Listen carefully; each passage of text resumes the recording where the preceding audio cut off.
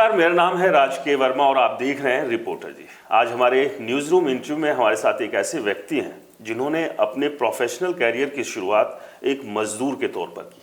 और आप यकीन नहीं करेंगे, उस मजदूर ने जो मेहनत की, उस मजदूर ने ये बताया कि वो जब कुछ चुनना चाहे, कुछ पाना चाहे और अचीव करना चाहे तो वो कर सकता है।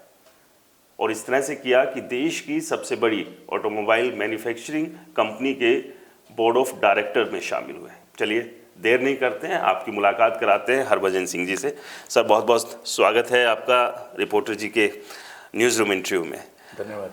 आपका परिचय इतना बड़ा है, मोहताज नहीं है आप किसी भी परिचय के, लेकिन फिर भी मैं आपको बता दूं, हरभजन सिंह जी 30 साल टाटा स्टील के साथ रहे। उसके बाद होंडा मोटर्स एंड स्कूटर्स के साथ करीब मोटर्स के साथ आप करीब 15 साल आप रहे और बोर्ड ऑफ डायरेक्टर में आप शामिल हुए और अभी एक्सेलराई के साथ आप हैं।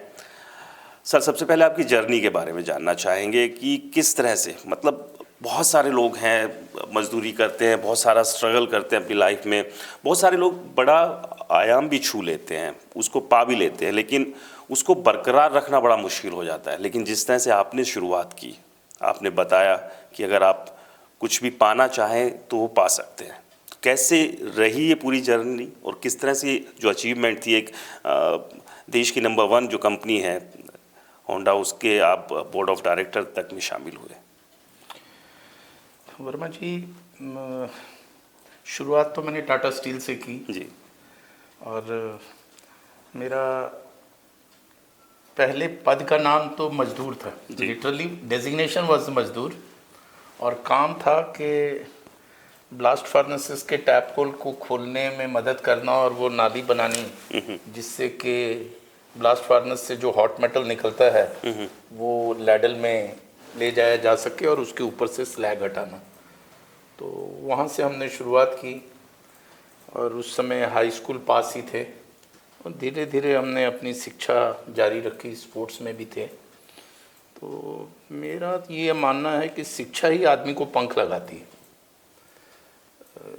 फॉर्मल एजुकेशन एक ऐसी चीज़ है जो आपके नज़रिए को बदलती है, आपको एक नए आयामों से रूबरू कराती है और आपको एक दिशा दिखाती है जिसको कि आप जा सकते हैं। तो चलना तो खुद ही पड़ता है, ये अब आपके ऊपर निर्भर करता है कि आप कितनी मेहनत करते हैं और आपके संस्कार क्या हैं और कितना आप लगन के साथ लगे रहते हैं। मेरा ऐसा मानना है कि सबसे ज़्यादा ज़रूरी है लगे रहना। अगर आप लगे रहिएगा, perseverance is the word in English, तो फिर सफलता मिल ही जाती है ना। तो आजकल मैं देखता हूँ बच्चों को डिज़ायर्स तो बड़ी हैं, इच्छाएँ बड़ी हैं, डिज़ायरिंग है, ये भी होना चाहिए, वो भी होना चाहिए, पर वो डिज़ायर्स पूरी तभी होती हैं जब आप डिज़र्विंग भी हों तो, और उसके लिए मेहनत करनी पड़ती है। अगर आप ईमानदारी से मेहनत करते हैं तो ईश्वर की भी कृपा आपके ऊपर हो ही जाती है और ऐसे आप मौके आपको ज़िंदगी में मिल ही जाते हैं जो आपको आगे बढ़ने में सहायक होते हैं। तो अपनी यात्रा में भी ऐसा ही कुछ हुआ कि पढ़ते गए और आगे कुछ ना कुछ करते गए। दूसरा क्या है कि मैंने ये देखा कि वर्तमान शिक्षा प्रणाली ने लोगों को ना बहुत ज़्यादा किताबी कीड़ा या रट्टू तोते बनाने के ऊपर बड़ा ही ध्यान केंद्रित किया हुआ। अभी सरकार की नीति बदल रही है और हम देख रहे हैं कि नई एजुकेशन पॉलिसी के तहत वैसी स्थिति नहीं रह गई है कि अगर आपने बीच में ड्रॉप आउट कर दिया तो पिछले आपके जितने एफर्ट्स थे वो सारे वेस्ट चले जाएंगे। या जो बच्चे हमारे ITI वगैरह करते थे, तो अगर उन्होंने ITI की, मान लीजिए कि उन्होंने +2 हाई स्कूल पास करके ITI में दाखिला ले लिया, 2 साल उन्होंने ITI की और 2 साल के बाद उनके मन में आया कि हमें ग्रेजुएशन करनी है, तो उनको पुनः 2 साल के लिए या IA या ICOM या ISC करनी पड़ती थी। अभी +2 हो गया है, तो जब तक वो +2 नहीं करेंगे वो ग्रेजुएशन के लिए एलिजिबल नहीं हो सकते। लेकिन जैसे अभी नई एजुकेशन पॉलिसी कह रही है कि उनको उसके क्रेडिट्स मिलेंगे और वो क्रेडिट्स के तहत वो लोग कोई एक लैंग्वेज कोर्स और कर लें तो वो लोग आगे डायरेक्ट ग्रेजुएशन के एग्जामिनेशन दे सकते हैं। मैं वापस आऊँगा सर आपकी उसी जर्नी के ऊपर, क्योंकि वो बड़ी इंटरेस्टिंग और इम्पॉर्टेंट है, ख़ासतौर से आज के यूथ के लिए, जो बिल्कुल आपने कहा कि पाना बहुत कुछ चाहते हैं लेकिन उस पाने के लिए एक बड़ा संघर्ष भी करना पड़ता है, क्योंकि आपको जो अचीवमेंट्स है वो आसानी से नहीं मिलती है, मेहनत करनी पड़ती है। तो वो जो मज़दूर जब वहाँ था, जब वो खड़ा हुआ था, कहाँ से ये दिमाग में आया, कहाँ से मन में आया कि नहीं यहाँ से और आगे बढ़ा जा सकता है? क्योंकि ऐसे कितने लोग हैं जो इतना बड़ा सपना देखते हैं और ना केवल देखते हैं, उसको साकार करते हैं।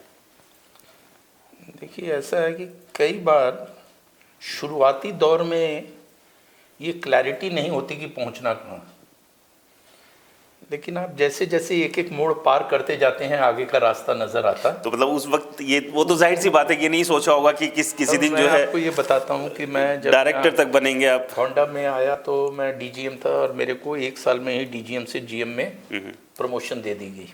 तो हमारे जो कंपनी के प्रेसिडेंट होते थे उनसे मेरे संबंध भी अच्छे थे। तो अभी डिक्लेयर नहीं हुआ था, डिक्लेयर करने के 1-2 दिन पहले ही उन्होंने बुलाया सारे अधिकारियों को जिनको प्रमोट किया जाता है, पहले बता दिया जाता है कि आपको इस लेवल पर ले जा रहे हैं। तो उन्होंने मुझसे कहा कि देखो, I have decided that we will make you general manager. तो मैंने कहा ठीक है सर, थैंक यू। कोई बहुत मैंने ऐसा कोई बहुत रिएक्शन नहीं था कि जैसे बड़ा खुशी से पागल हो गए एंड ऑल। तो वो मेरे को कहते हैं, अरे you seem to take it very casually. हाँ, तो मीन्स व्हाई इज इट सो?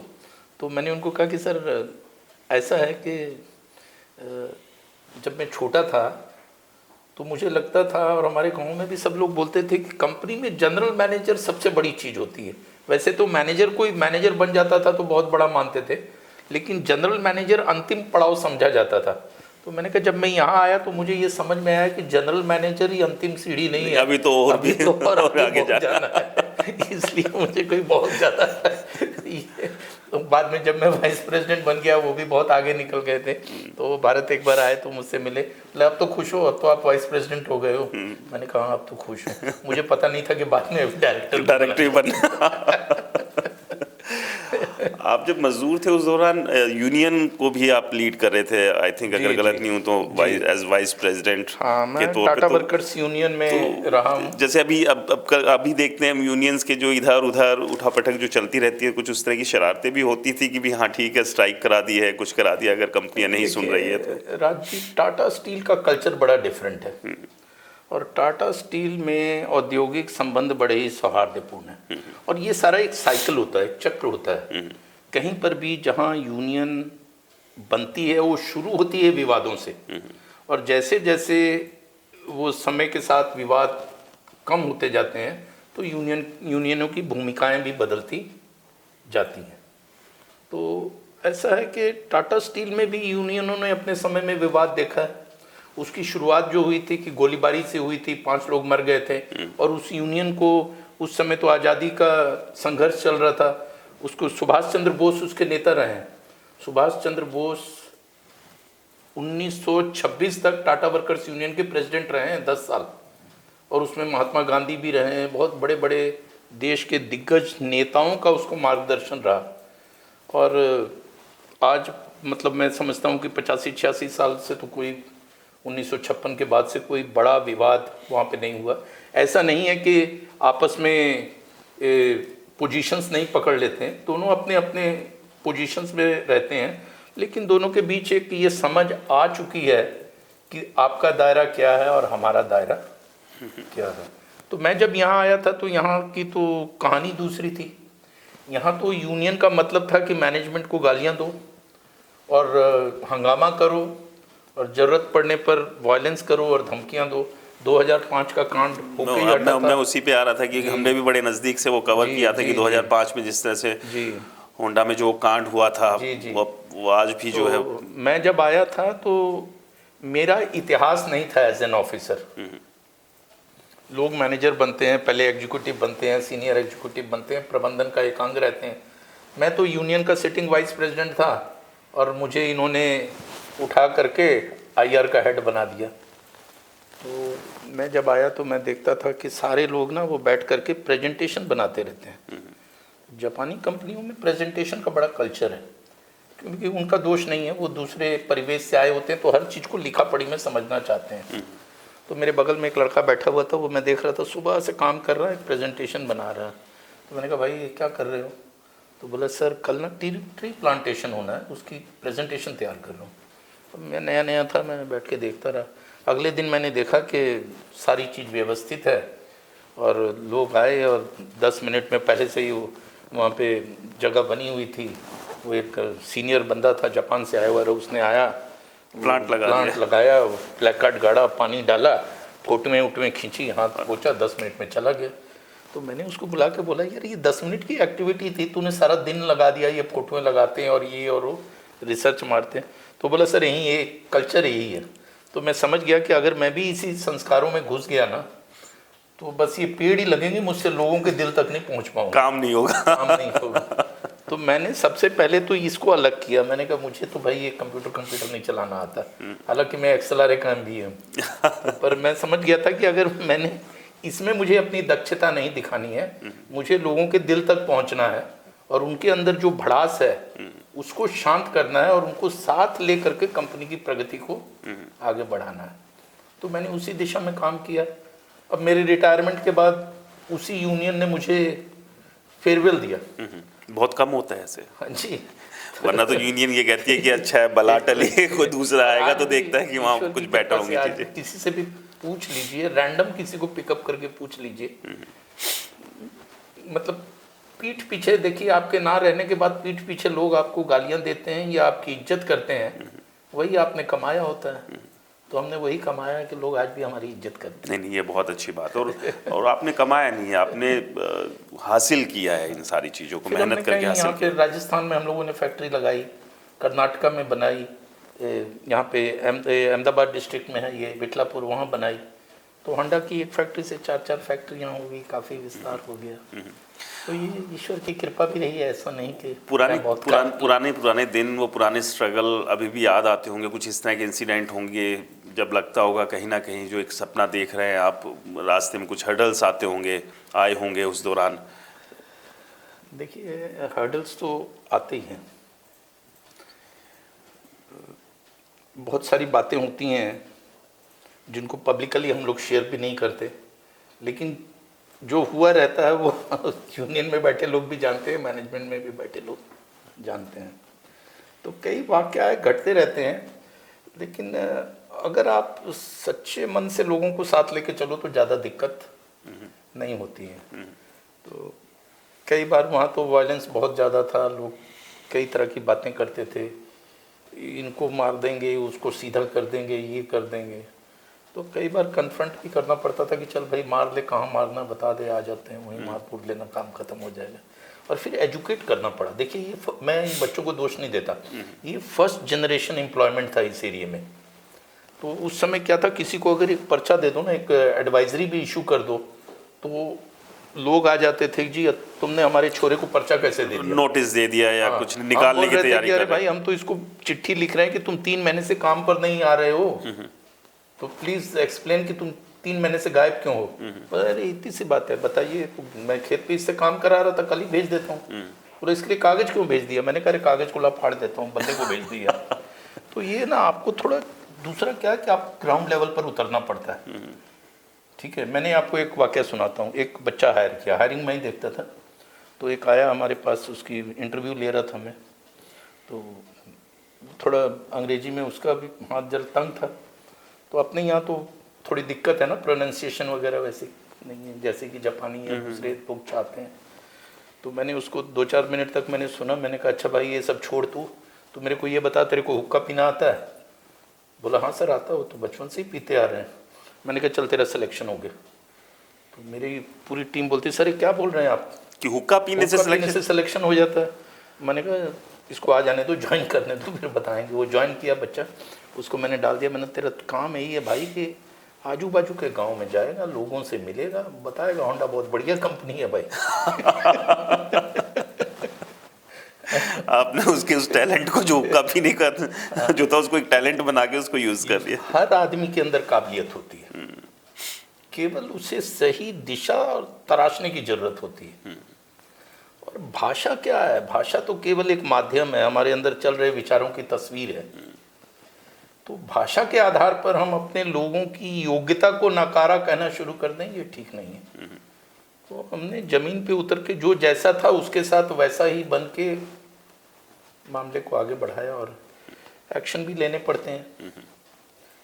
हालांकि मुझे कभी जीवन में खुशी नहीं हुई कि मैं किसी के ऊपर एक्शन लूँ, और नौकरी से तो मैंने किसी को निकाला ही नहीं, क्योंकि मेरा ये मानना है कि नौकरी से हटाना मतलब एक तरह का कैपिटल पनिशमेंट हो जाता है, ना केवल कर्मचारी, उसका पूरा परिवार सफ़र करता है। तो हमारी ये कोशिश रही कि किसी को लोगों को प्यार मोहब्बत से साथ लेके चलें। कई बार आपस में झड़पें भी हो जाती हैं, तो वो तो परिवार में भी हो जाती हैं। तो दूसरा एक चीज़ है कि यूनियन का क्या है ना, यूनियन का पावर देखिए कहाँ से आता है। मैं अंतर्राष्ट्रीय श्रम संगठन में 2 साल रहा हूँ, मुझे वो सारा गणित पता है।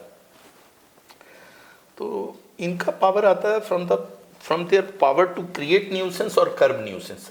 अगर आप हंगामा कर सकते हैं तो वो आपका पावर है, या अगर आप हंगामे को रोक सकते हैं तो वो आपका पावर है। तो होता क्या है कि लोग कई बार ना मतलब उनको सही ढंग से हैंडल नहीं करते, सही ढंग से कल्चर में एसिमुलेट नहीं करते, और दोनों पोजीशंस पकड़े रहते हैं। हमने मैनेजमेंट है तो ये हम जो बोल रहे हैं वही होगा, ठीक है, यूनियन है तो वो अपनी पोजीशन। अगर लोगों को साथ लेके चलें तो बहुत बड़ी बड़ी चीज़ें हासिल की जा सकती हैं, और उसके रिजल्ट भी अच्छे आते रिजल्ट भी हैं, और अच्छे दोनों आते साइड से ही अच्छी चीज़ें रहती हैं उसमें। हैं। आज की यूथ को किस तरह से देखते हैं और कहाँ देखते हैं आप? देखिए, जब हम लोग छोटे थे तो हम लोगों को जब निबंध लिखना आता था, दिया जाता था स्कूल में, तो हम लोग क्या लिखते थे?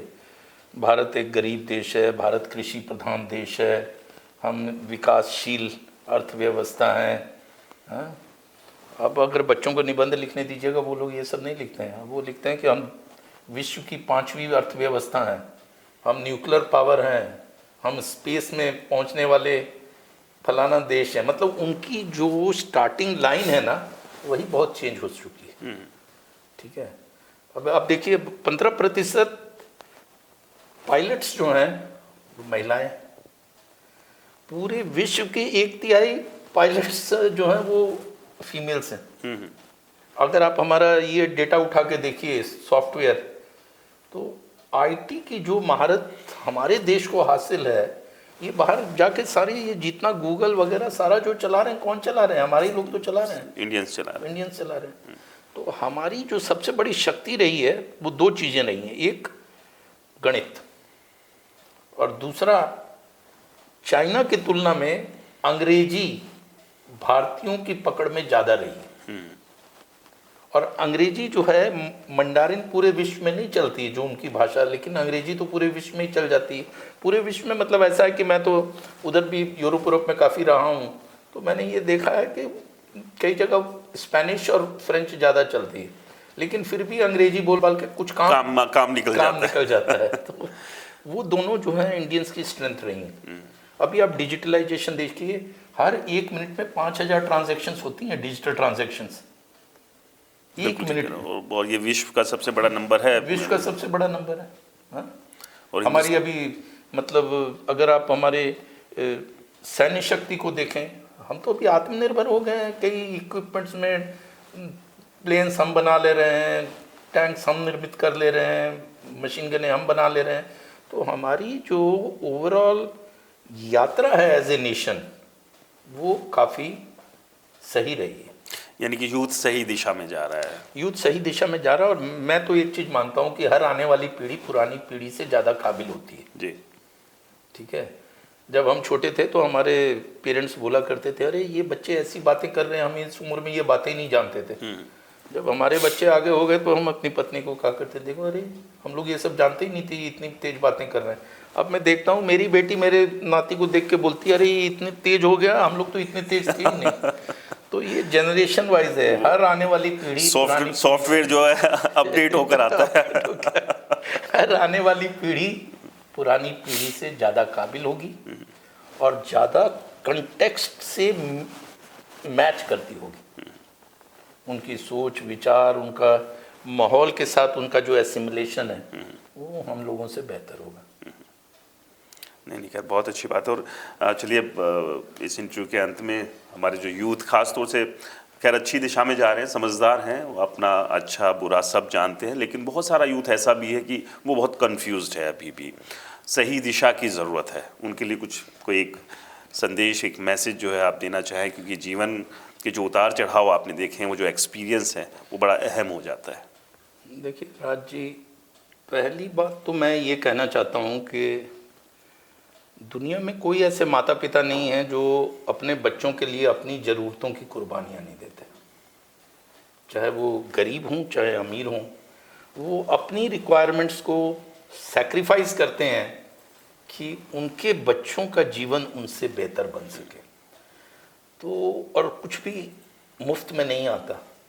तो जो बच्चे स्कूलों में या कॉलेजों में पढ़ रहे हैं, पहले तो आजकल पढ़ाई सस्ती नहीं है, उसके लिए काफ़ी मतलब उनके पेरेंट्स का संघर्ष है कि पैसा निकाल के उनको पढ़ाते हैं। तो उनको उनके अपने पेरेंट्स के संघर्ष को व्यर्थ नहीं जाने देना चाहिए। और जो मौका उन्हें मिला है, कई लोग हैं ज़िंदगी में जो शायद तरसते हैं उस मौके के लिए या वहाँ तक पहुँचने के लिए। तो जो मौका उनके पास है, चाहे वो पढ़ने का हो, चाहे वो जिस क्षेत्र में भी हों, उस क्षेत्र में जिस समय वो जहाँ भी हैं वहाँ उन्हें अपना पूरा ध्यान केंद्रित करना चाहिए और पूरी मेहनत करनी चाहिए।